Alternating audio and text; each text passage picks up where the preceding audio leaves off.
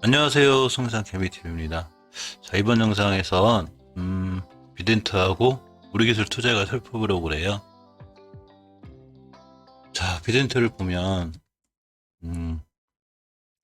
오늘 그 시장이 무너지는데도 불구하고 좀 나름 우리나라 좀 종목들이 제가 알기로 오늘 200개가 안 되게 올라갔죠. 2,000개가 넘는 종목 중에 1,800개 가까이가 다 하락을 했고 200개가 안 된 종목 중 올라간 유일한 주식이 비덴트가 있고 또 이 미국하고 중국하고 이 사이가 안 좋을 때마다 움직이는 히트류 관련주들이 있죠. 그래서 세노텍이 있고 죄송합니다.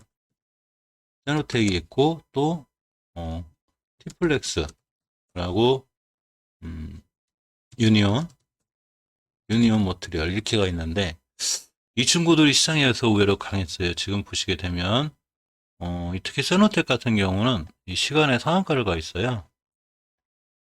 보시게 되면 자 이렇게 상한가를 가 있죠.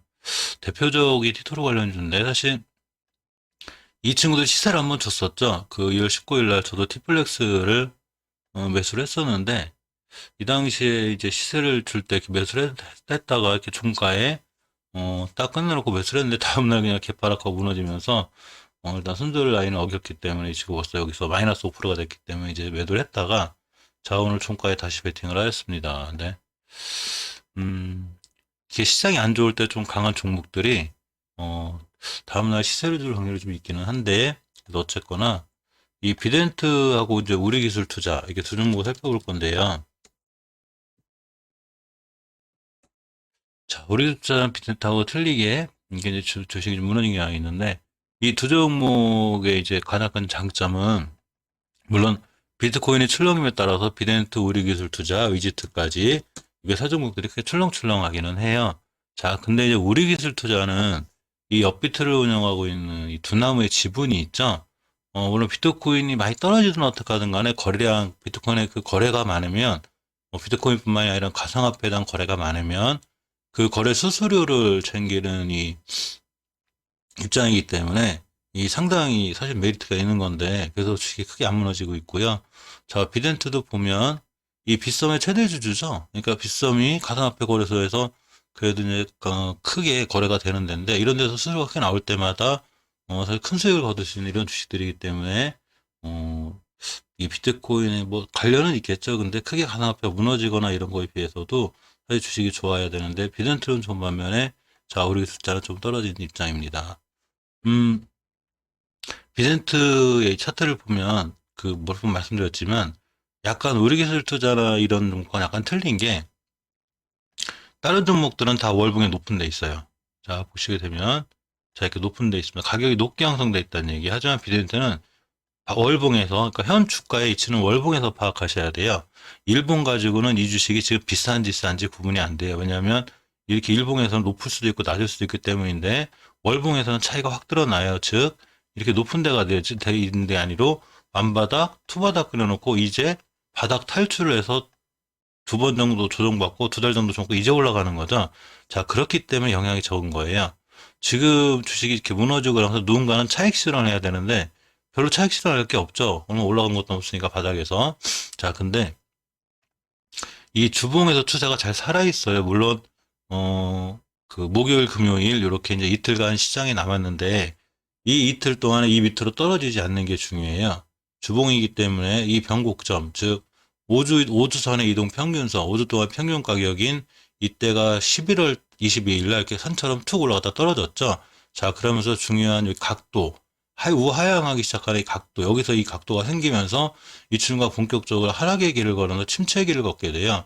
자 저는 이걸 지하권이라고 불러요. 자 이렇게 지하권에 있었는데 이 친구가 이제 이렇게 답답하던 이 공간에서 이때 이 11월 27일 날 돌파 시도를 해요. 바로 요 날이죠.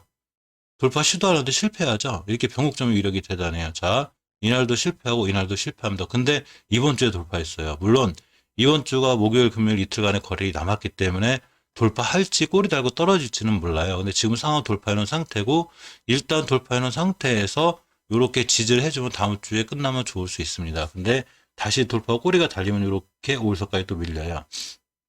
주식은 대형 영역이기 때문에 목요일 금요일 이 자리를 깬지 깰지까지 봐야 돼요. 자, 이날 상한가를 시연하고 22일 날 그리고 5일선을 이틀하지 않고 잘 타고 가고 있죠.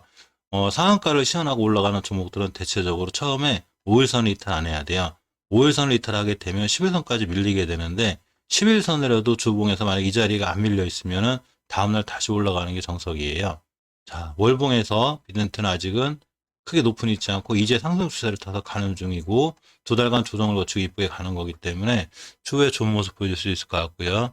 이 빗썸 관련해서 그 매각 소식이 있는데 사실 찌라시일 뿐이죠. 진짜 매각이 돼야 되는 거고 여기 소문이기 때문에 또 막상 진행이 되면 잘 올라갔다가 진행됐는지 안 됐는지에 따라서 주식이 폭락하기도 하고 더 올라가기도 하고 또 소문에 샀기 때문에 뉴스가 나오면서 떨어지기도 합니다. 그렇기 때문에 뉴스는 참고 정도만 하시는 게 제일 좋고 주식은 깨야 되지 않아야 될 자리는 무조건 안 깨야 돼요. 깨야 되지 않아야 할 자리를 깨게 되면 굉장히 위험해지는데 자 이틀 동안 목요일 금요일 동안 이 자리 밑으로 깨지면 안 돼요. 11월 29일 형성된 11,700원대가 되고요. 자 일봉에서는 일단 뭐 가깝게는 5일선 11,400원대 그러니까 내일 5일선이 따라 올라갈 거예요.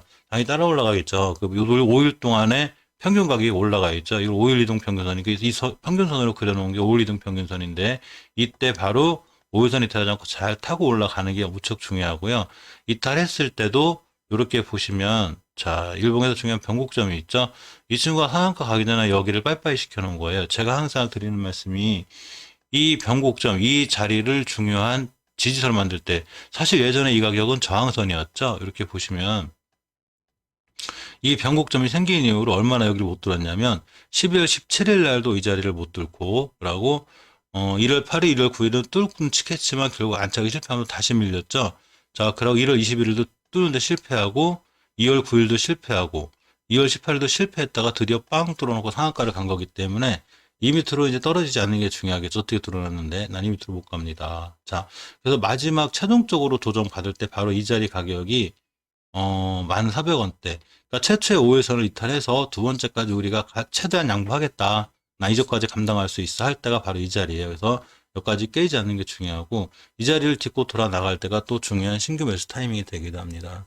지금 시장이 많이 무너지고 있기 때문에 사실 이 지지선을 금방금방 깨요. 그러니까 이 이동평균선에 대해서 이 지지선을 거놓는 가장 큰 이유는 이 종목이 지지선대로 딱딱 움직이진 않지만 제일 중요한 거는 깨야 되지 않을 자리를 찾을 때 필요해요.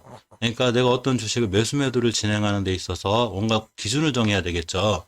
장기 투자하시는 분들은 이 회사의 미래 가치를 보고 할 테고 미래 가치가 없어지면 당연히 손절해야 되는 거고 단기나 스윙 이런 투자 같은 때는 주식은 깨야 되지 않아야 할 자리는 깨지 않아야 되기 때문에 그걸 지표로 삼고자 이동평균선을 보는 것이죠.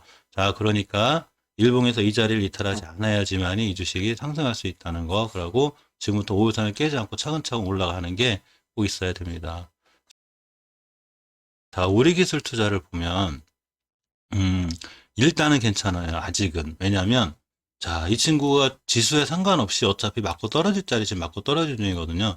비덴트랑 똑같이 잘 올라가다가 2달간 조정을 받았는데 비덴트하고는 틀리게 요렇게 중요한 변곡점이 5,000원대에 여기 자리 잡고 있어요. 즉 이 친구는 5,000원대 뚫고 안착하기가 참 힘든 친구예요. 이게 18년도 5월 달에 생긴 건데 요 자리가 되죠. 이날을 기준으로다가 이 주식이 하락의 길을 걷게 돼요. 자, 이렇게가 됩니다. 근데 이 친구는 이 자리를 뚫고 안착을 해야 되는데 이번 달도 돌파 시도 실패하고 있죠. 제가 어제 이 친구가 돌파하고 있는 중이라고 그랬죠. 그러면 돌파를 했으면 돌파를 했다가 안착을 해줘야 되는데 아직 목요일 금요일이 안 끝난 상황에서 지금은 실패한 거예요.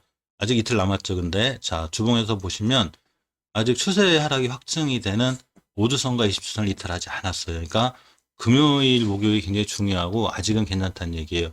목요일, 금요일 날 어떤 이슈나 호재에 의해서 이 친구가 이 주봉에서 20주선 이탈하지 않고 10주선 위에 다시 잘 올려놓고 일봉에서 이렇게 지금 황금선에 딱 붙어 있는데 이 상황에서 이 자리를 잘 딛고 돌아 나가 주면 자, 일단 이 친구는 월봉상에서 이 자리 위에 있게 돼요. 그러면 이 자리 있게 되면 다음날 이렇게 20년도 12월처럼 이렇게 올라가 줘야 되는데 바로 음봉으로 생기지 않고 잘 타고 올라가면 자 여기 이제 역사 속의 여기래 나 이제 5,000원 밑으로 안 갈래 내가 5,000원 밑에 있는 그동안의 시간이 얼마였는데 나 이제 5,000원 위에서 놓을 거야. 이렇게 되는 거죠. 자, 그렇기 때문에 목요일, 금요일 거래일이 엄청 중요하다고 볼 수 있어요. 목요일 날 만약에 이날 또 떨어지면 21선, 20주선을 깨고 일봉에서 21선을 또 깨면 자, 이 친구는 월봉에서 바로 또 5개월선 밑으로 오게 되고 다음 달에 10개월선 거쳐까지 한번 더 밀렸다 올라가겠죠. 하지만 다시 밀렸다 올라가더라도 10개월선을 안 깨야 되고요. 10개월선을 깨지 않고 다시 돌아 나가면 자, 우리 기술 투자는 중요한 매수 타이밍이 됩니다. 비트코인 관련주 중에 거래소를 운영하는 두 종목이기 때문에 사실 나쁘지 않다고 보는 게 제 개인적인 생각이에요. 다시 주식만 싸게 사놓고 손절 개인만 튼튼하면 언제든지 좋은 수익을 안겨줄 수 있을 것 같은데 시장이 문제예요. 이게 아무리 좋은 주식도 시장이 무너지면 방법이 없어요. 저도 포트를 거의 다 많이 비워놨어요. 무리하게 투자를 이제 못 안 하려고. 왜냐면 시장이 살아날 때까지는 약간 보수적인 대응을 했다가 시장이 살아나면 그때 과감하게 베팅해도 돼요. 하지만 시장이 흔들릴 때는 아무리 좋은 종목도 못 이겨내기 때문에 굉장히 조심해야 되는 게 사실입니다. 자, 이상 가상화폐 관련주인 비덴트하고 오릭스 투자에 관련해서 알아봤고요. 항상 오늘도 좋은 투자, 성공 투자하시길 바랄게요. 감사합니다.